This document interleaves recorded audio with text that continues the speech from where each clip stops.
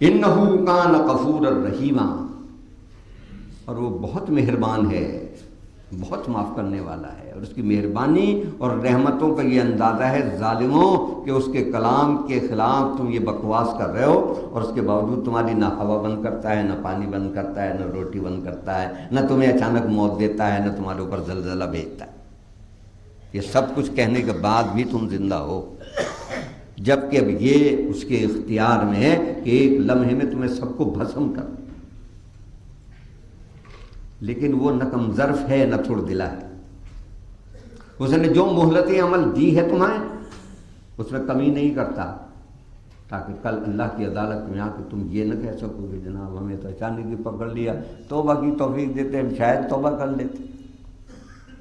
ہم تمہیں پوری مہلت عمل دے رہے ہیں، پوری زندگی دے رہے ہیں، اس میں جتنا کچھ کرنا ہے کر لو، ہاں نا تمہیں لوٹ کے ایک دن ہمارے ہی پاس ہے۔ اب آتے ہیں وہ اعتراضات جو دنیاوی اعتبار سے محمد صلی اللہ علیہ وسلم پر ہوئے۔ یہ تو کتاب پر اعتراض تھے، یہ تو یوں سمجھیے کہ اللہ اور اس کی کتاب پر اعتراض۔ اللہ نے اس کا جواب دے دیا جھوٹے ہیں، ظلم انتہا سے گزر گئے ہیں، اس کا انجام بھی یہیں دیکھ کے مریں گے۔ وقالو، اور یہ کہتے ہیں ما لہذا الرسول یاکل الطعام، یہ کیسا رسول ہے کھاتا پیتا ہے۔ گویا کھانے پینے والے آدمی کو رسول ماننے کو تیار نہیں، بلکہ رسول کو آدمی ماننے پہ تیار نہیں ہے۔ مصیبت تو یہ آ گئی، اتنے شوبدہ پسند ہیں کہ پاگل کو خدا مان لیں، ننگا ہو کے گالیاں بک کے پتھر مارے تو اس میں خدائی اوصاف تسلیم کر لیں۔ یہ جتنے خدا بنائے ہیں ان میں سے اکثر وہ ہیں جو نانگے تھے، چاہے وہ ہندوؤں کے یہاں ہوں، چاہے یہودیوں کے یہاں ہوں، چاہے نصرانیوں کے یہاں، اور چاہے ہمارے یہاں ہوں۔ ہم کون سے ان سے پیچھے رہے ہیں؟ ہم ان سے پیچھے نہیں رہے ہیں۔ رسول اللہ صلی اللہ علیہ وسلم کا ارشاد ہے یہ یہود و نصارہ اگر کسی گوہ کے سوراخ میں بھی گھسے ہیں تو تم بھی اسی میں گھسو گے، اور ہم بھی اسی میں گھس رہے ہیں۔ اتنے شوبدہ پسند ہیں، ہم سمجھتے ہیں کہ یہ ہماری تقدیر بدل دے گا، یہ تمہاری تقدیر بدلتا تو پہلے اپنی تقدیر بدل لیتا، کہ تمہارے چندے نذرانوں پر نہ بیٹھا ہوتا بلکہ تمہیں دے رہا ہوتا۔ محمد صلی اللہ علیہ وسلم کے پاس جو آیا وہ انہوں نے بانٹ کے دے دیا۔ جس دن فوت ہوئے تو ایک مٹھی جوں تھی، بس یہ کل کائنات تھی جو گھر میں تھی۔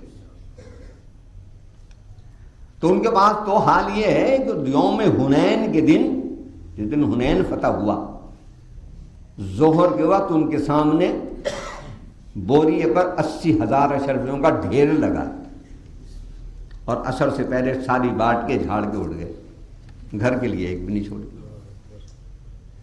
ایک شخص یہ کہتا ہوا چیختا ہوا دوڑا کہ لوگوں مسلمان ہو جاؤ، وہ تو یوں دیتا ہے، وہ تو یوں دیتا ہے، وہ تو یوں دیتا ہے۔ ایک شخص کو بکریاں دیں، 100 دی، اس نے کہا اور دے دیں، آپ نے 100 اور دے دی، اور دے دیجیے، اور دے دی، کہا راضی کا نہیں دی، کہا اور دے، 400 بکریاں دے، راضی کر کے بھیجا، گھر کے لیے جا رکھا، کچھ بھی نہیں۔ انصار کے نوجوانوں کو ذرا سی تکلیف ہوئی، آدمی تو پھر آدمی ہے نا، صحابہ بھی آدمی ہی تھے، انہیں بھی فرشتہ نہ سمجھیں، شخصیت پرستی میں اتنے آگے نہ نکل جائیں کہ خدا نے جہاں حد باندھی ہے اس حد کو توڑ دیں۔ انہوں سے 2-4 نوجوانوں نے کہا دیکھا نا، مصیبت تو ہم نے بھوتی، ساتھ تو ہم نے دیا، لڑائیوں میں جانیں تو ہماری گئیں، اور اب مال بٹ رہا ہے تو مکے والوں کو زیادہ مل رہا ہے۔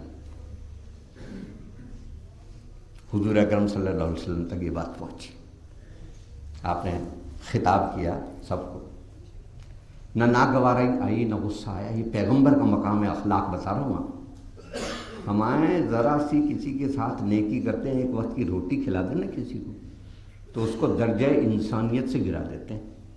کہتے ہیں ہماری روٹیوں پہ پلتا تھا، اب ہمارے سامنے آنکھوں میں آنکھیں ڈال کے بات کرتا ہے، اس کے بچے کی فیسیں ہم دیتے تھے تو اب اکڑتا ہے۔ کیوں بچے کی فیسیں دے کے تم نے اس سے حق انسانیت چھین لیا؟ پیغمبر اتنا بڑا الزام سنتا ہے اور مخاطب کر کے ساری قوم کو کہتا ہے، انصار کو خاص طور سے، تم نے یہ کہا۔ جو بزرگ ہیں وہ کہتے ہیں بچے تھے، غلطی ہو گئی۔ کہا نہیں، انہوں نے بالکل ٹھیک کہا۔ تم یوں کہو کہ تم تن کے کپڑوں میں نکلے تھے، ہم نے تمہیں کپڑے دیے، تمہارے پاس سر چھپانے کا ٹھکانہ نہیں تھا، ہم نے تمہیں سر چھپانے کا ٹھکانہ دیا، تمہارے پاس کھانے کو نہیں تھا، ہم نے تمہیں کھانے کو دیا۔ یہ حدیث شریف میں یہ ساری بات نہیں تفصیل کے ساتھ، یہ سب ٹھیک ہے، کہو نا۔ اب وہ رو رہے، بے انتہا اظہار تعصب ہے۔ پھر سرکار دو عالم صلی اللہ علیہ وسلم، کیا تم اس بات سے اب غصہ نہیں ہو رہا؟ دیکھیں، تم اس بات سے راضی نہیں ہو کہ لوگ مال و دولت لے کے جائیں اور تم محمد رسول اللہ کو لے کے جاؤ؟ میں آپ کو ایمان کا اظہار غصہ بھی بتا رہا ہوں، یہ ایمان کا اظہار غصہ ہے، اور ہم جو غصہ کرتے ہیں یہ شیطان کا اظہار غصہ ہے۔ کہ ذرا سا آپ کسی کے ساتھ احسان کریں اور وہ احسان نہ مانے، اور پھر دیکھیں اس کا حشر آپ کیا کرتے ہیں، سارے محلے میں سے بدنام کرتے پھرتے ہیں کہ نہیں کرتے پھرتے؟ وہ کہتے ہیں کہ ہم مسلمان ہیں اور عاشق رسول بھی ہیں۔ تو یہ کیسا عشق رسول ہے؟ آپ نے فرمایا ہاں، یوں کہو کہ تم دوزخ میں جا رہے تھے، میں تمہیں وہاں سے کھینچ کے جنت کے راستے پہ لے آیا، تم آگ کے گڑھے میں گر رہے تھے، میں نے تمہاری گردنیں پکڑ کے تمہاری کمریں گھسیٹ کے تمہیں آگ میں گرنے سے بچا دیا، تم کفر اور الحاد میں ملوث تھے، میں تمہیں توحید کے راستے پہ لے آیا، اور تم اس سے خوش نہیں ہو کہ یہ سب بھیڑ بکریاں اونٹ سونا اور چاندی یہاں سے لے کے جائیں، اور تمہارے ساتھ یہاں سے محمد رسول اللہ صلی اللہ علیہ وسلم جائیں۔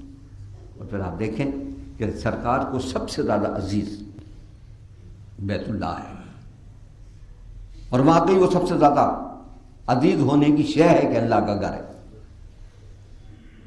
یعنی اتنی بڑی حضرت کے جس کا ذکر خود قرآن نے کیا ہے کہ ہم تمہارا بار بار منہ اٹھا کے آسمان کی طرف دیکھتے ہیں، دیکھ رہے تھے، اور جاؤ اب تمہارا منہ ہم نے ادھر ہی کر دیا جدھر کا قبلہ تم پسند کرتے ہو۔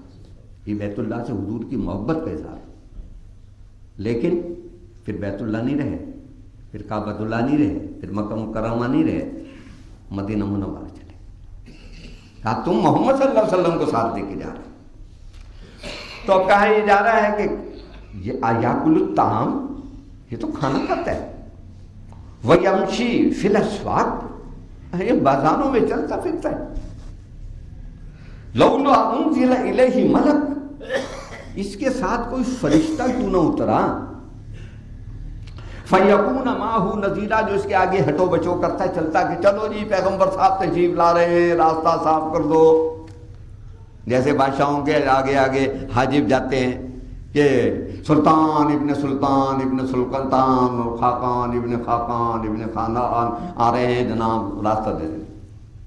اور یہ آپ کے ٹٹ پونجیے جن بیچاروں کے پاس نہ کھانے کو نہ پینے کو نہ اوڑھنے کو نہ بچھانے کو، جن کا حال یہ ہے کہ کچکول توڑتے ہیں اور پھر کچکول اٹھا کے مانگنے نکل کھڑے ہوتے ہیں، ان کے روٹ لگتے ہیں تو اللہ کے غریب بندے جو ہیں جو 12 14 گھنٹے کی ڈیوٹیاں دیتے ہیں، 5,000 7,000 روپے تنخواہ لیتے ہیں، پیٹ بھی نہیں بھرتا ہوگا ان کے دو بچوں کا، 24 گھنٹے کی وہ ڈیوٹیاں دیں اور ساری سڑکیں بند ہو جائیں کہ صاحب تشریف لا رہے ہیں۔ تو اب یہی بات وہ کہہ رہے ہیں کہ پیغمبر کیسا ہے، اس کے آگے تو ایک فرشتہ بھی نہیں چل رہا یہ کہتا ہوا کہ لو جی حضرت پیغمبر صاحب تشریف لا رہے ہیں۔ اللہ نے کوئی فرشتہ ہی بھیج دیا ہوتا فیکون معہ نذیرا، اور یہ بھی نہیں کیا تھا او یلقا الیہ کنز، اس کے لیے کوئی خزانہ اتار دیا ہوتا، او تکون لہ جنت، اس کو کوئی باغ دے دیا ہوتا جس میں سے یاکل منہا، یہ آسانی سے کھا پی تو لیتا، یہ تو محنت مزدوری کرتا ہے، اس نے بکریاں چرائی ہیں، اس نے مزدوریاں کی ہیں، اس نے تجارت کی ہے. وقال الظالمون ان تتبعون الا رجلا محصورا. یہ ظالم لوگ یہ کہتے ہیں کہ تم کس کی پیروی کر رہے ہو؟ معاذ اللہ ثم معاذ اللہ، یہ تو ایک سحر زدہ آدمی ہے، اس میں تو جادو ہو گیا ہے. معاذ اللہ، ہزار لاکھ بار ان کہنے والوں کے منہ میں خاک، جنہوں نے آخری وقت تک نہیں مانا، ان کے جنہوں نے مان لیا اللہ ان پر رحمتیں فرمائے. تو کہتے ہیں یہ تو ایک سحر زدہ آدمی ہے، وہ شواز بھی نہیں ہے اس کو. ٹھیک ہے، یہ بھی الزام وہ لگاتے تھے. تو یہ آیات میں نے آج 8ویں آیت تک صرف ترجمہ کیا ہے، اور آپ نے دیکھا کہ اس میں کتنے مضامین ہیں. ظاہر ہے کہ وہ 45 منٹ میں سمیٹے نہیں جا سکتے، بیان بھی نہیں کیے جا سکتے. کچھ عرض کیے ہیں، اللہ نے توفیق دی، صحت دی، ہمت دی، تو انشاءاللہ باقی اگلے جمعے میں عرض کروں گا. وآخر دعوانا الحمدللہ رب العالمین.